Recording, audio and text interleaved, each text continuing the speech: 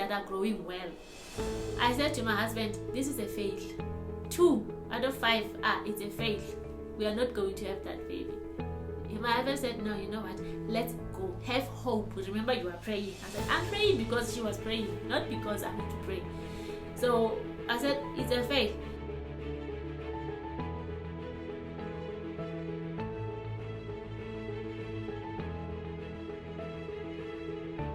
My name is Shadrach Koza.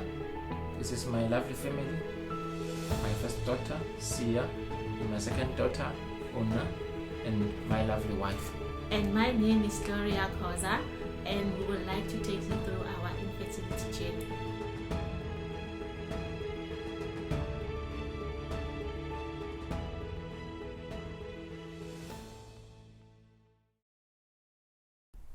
I got to know Family Matters through my gynae. He referred me to Family Matters. He said, please can you try again, this time with Family Matters, because we trust that it will be successful.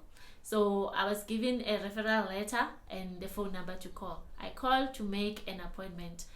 The first thing when she answered, she was saying, Pearl, hello, and the voice was high, friendly, and I was like, oh, hi. I was a little bit low because I was expecting judgment. I said, hello. She said, hi, are you there? I said, yes, I'm there. I need to make an appointment. She gave me the appointment with, she was like, we'll see you there. I was really eager to go to the practice because I wanted to see the face. And the day I went there, she was there. I filled my name. She was so warm, welcoming. Hi, is it you? Yes, it's me. I'm here to see Dr. Q. Oh, welcome, my lady. She was so warm and welcoming, and I felt I'm in the right place. I felt this time it will be successful because there's no judging. There's no, you are not looked down. I felt a little bit of confidence. Until I saw Dr. Q. Dr. Q as well. She was, hi, family. She doesn't know us. And it was the first time she saw us. She did not even judge us. She saw what was written on the reference letter and she said, okay, this is what we are going to do. And when I meet Dr. Q as well, she was equally friendly as Pearl. She just said, hi family, come in. She looked at the referral and she said, we are going to have to remove the tubes. We set up a date for the 20th of July. When we leave Dr. Q's office, I was kind of hopeless that how can she remove the only tube that I'm left with to fall pregnant. It's a little bit confusing. How can you remove a tube to be pregnant? I remember that day I was angry at my husband and I drove. It was during lockdown. I drove until I meet the border somewhere. I stopped there, I cried, and he said, let's go back home. We went back home and I told him, I'm not doing that. I'm not taking the only remaining things for me to be pregnant. Because I did not believe it can happen through IVF, especially after 2 failed IVF. So if she take the only one thing, it's not going to work with me. Okay, it went on, the date came, and then we did everything. She was so friendly that time. Even when I go through anesthetic, I think I could only see her saying, you're going to wake up and you're going to have a baby. And we went there, she did that, we came back. We decided to go instantly through IVF. When we go to IVF for the first time, it was on the 12th of August 2020. I called in, Pearl was there. I said, Pearl, I had my period yesterday. She said, you should have called and came in yesterday. I said it was a holiday. She said, no, you come even if it's a holiday, we are there.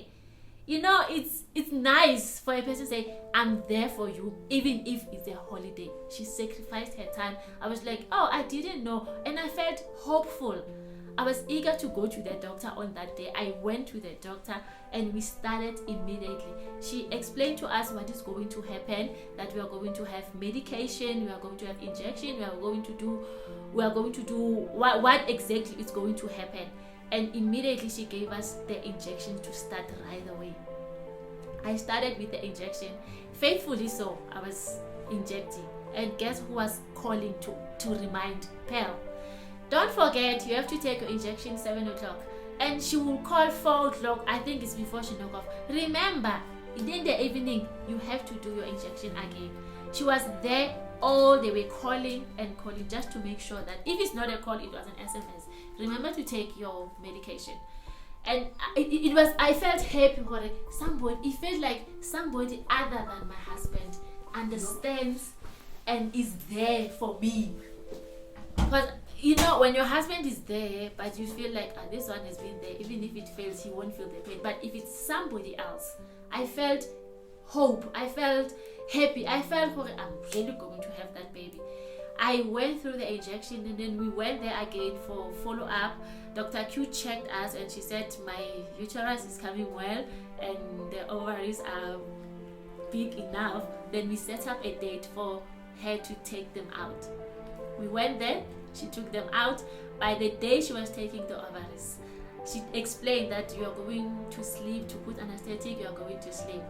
But before, there's something that happened. Before she put anesthetic, while I was lying there, she was praying.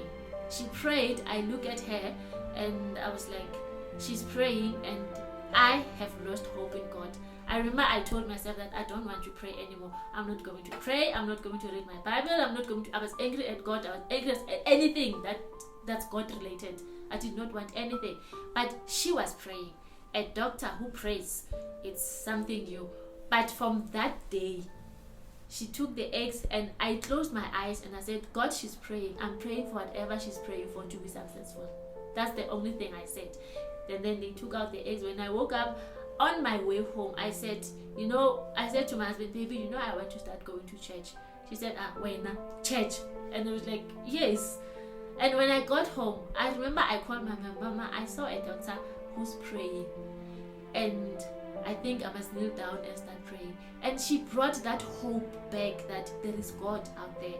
There is somebody who's looking above us. Because if you see a doctor, when I got there, I was hoping she's a doctor, she knows everything. But if you see a doctor having somebody they trust, who am I not to trust God? So I started there and there to start reading my Bible, to start praying. And that day when I opened the Bible, I saw the story of Hannah. I said, I don't want to read this. But she was still in my mind that she was praying. I could actually say she revived my trust in God. And then, okay, it's fine. We went ahead. We went on. I think they called us 5 days later to say our ovaries. It was 3 days later actually. Our ovaries are the eggs are hatching nicely. They are growing nicely. The term, I don't know the term. The babies are growing nicely. They will call us to tell us when to come in. Bart called and he said, you have 5 eggs are looking well for us. And no, I think I'm wrong. He said we've got 5 eggs, but we've got 2 eggs that are growing, 2 babies that are growing well. I said to my husband, this is a fail. 2 out of 5, it's a fail. We are not going to have that baby. My husband said, no, you know what? Let's go. Have hope. Remember, you are praying. I said, I'm praying because she was praying, not because I want to pray. So I said, it's a faith. We set an appointment. It was the 27th of August, if I'm not wrong. It was a Saturday morning. The doctor was there in the morning, 6 o'clock. And she was putting back the babies in me. She prayed again before she put the babies. And the nicest thing is that she said, guys, let's switch off the light. We make the babies in the dark. And it was funny and I was relaxed, but I had this little thing kept on saying, it will fail. But she said, you know what? Let's switch off the lights. We make the babies in the dark and God takes over. She put back the babies and she showed us how to put the babies. We saw the babies, that the babies were there, and we went home. When we got home, we did something. I did everything differently. I did not want to go to the bathroom. I thought the babies would fall down. I did not want to drink water. I thought the babies, if I drink water, they will flush out. I did not even want to do anything in the house. I was actually in bed rest with the 2 pillows up, legs up. And then I was not even eating anything. I was on Google. Google will say you have to eat chips. I will say I need chips, I need potatoes. We need to make sure that this baby stayed. I did not even call anybody. My phone was, because I did not even want stress. So everything was totally different for the whole 6 weeks. The whole 6 weeks felt like 6 years actually. After the procedure, 10 days I had to go for the blood test. The day I went to blood test, I was like an old woman. I was wearing a coat, I was wearing a blanket around my waist, and then I got to Lancet, they took the blood, and the lady said the doctor will tell you the results. I actually wanted to fight the lady because I really wanted to hear what was the results. She said your doctor will tell you. After 5 minutes after I went out of the lab, I called Dr. Q. Pearl answered. I said, hi Pearl, I'm looking for my results. She said, results for what? I said, no, I just did blood test. She said, no, please. She was laughing at me. Please, you have to wait. Then they will send the results. We will call you. Definitely. Around 12 o'clock, I was called. Dr. Q called and said the results are positive. I don't know if she remembers, but I screamed loud, with the loudest voice ever. I said, yes! And then I said, thank you. She said, 48 hours, you need to do another repetition. I went there 48 hours later, and it was still positive. That's when everything changed completely in my house. There was no talking to me. There was, I don't clean, I don't walk, I don't drink cold water, warm water only. And the pillows, I have to use 3 pillows, my legs up, head down, and then there's no TV, no noise, because we don't want to disturb the baby. I don't want anything to happen to the baby. I actually sent my husband to go and buy a cloth. It's a winter linen cloth. I was wrapping it around my stomach, saying I'm keeping the baby warm. I was also eating healthier. I was eating vegetables. I was eating spinach. They say it's high in iron. I ate spinach like nobody's business. Spinach and potatoes. Everybody was eating spinach in that house. Everybody was eating potatoes in the house. If you come with meat, I will tell you it has worms. It will kill the baby. So for the 6 weeks, that was what was happening. 6 weeks, we went to the doctor, and the nicest thing happened. We saw our baby saying a wave. She was waving, and we were so happy to see the baby. At the same time, I was a little bit scared when we leave the surgery, because I was a little bit sad. What if I lose it again? What if 12 weeks the baby is gone? I had a lot of questions.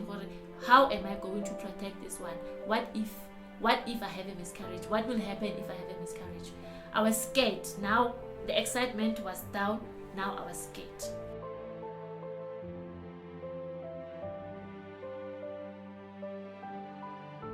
It was a successful pregnancy. It was a very healthy pregnancy, successful one. I was not sick.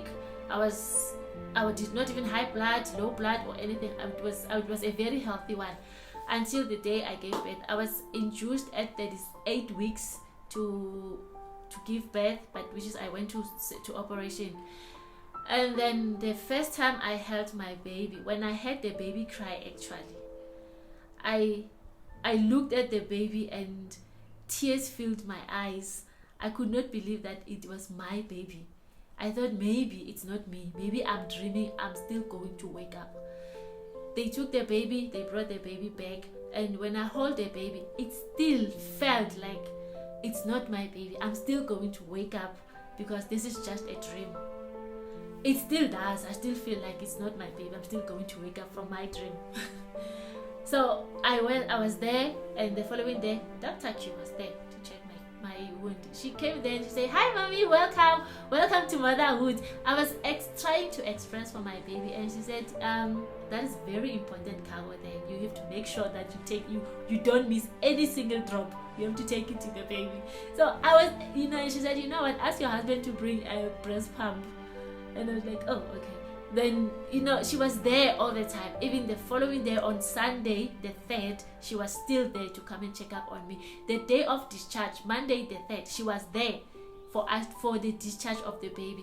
So whenever I hear her voice, I would go like, she's here. And my heart would jump a little bit of butterflies that she's here. It felt like I've got a guardian angel everywhere that I go. The day I was discharged, she was there, and then she gave me guidelines of how to take care of the baby, how to take care of my life, of myself. And we were discharged. I went home. On our way home, I looked at the baby and I asked my husband, baby, is it really my child? Are you really in my dream? Or is it really happening? He said, this is our baby. We make a baby. We made a baby. I was like, no, maybe I'm going to wake up. I went home. The baby was there. I was looking at my baby. If she sleeps for a long time, I will come and listen if she's still breathing. If she's not moving, I will say she's not breathing. I will come closer. I became overly protective of the baby. I'm still am anyway. Overly protective because I felt I've lost so much. This one, I have to protect whichever way. I have to protect this baby so much.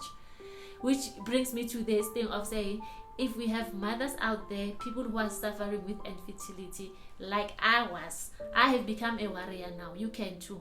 You have to talk about it, because when you talk about it, people listen and some people will help you. And in any case, you can also come to Family Matters. There's hope, there's friendliness, and there's love. Whether successful or not, but you're guaranteed with two things: love and friendliness. That's guaranteed.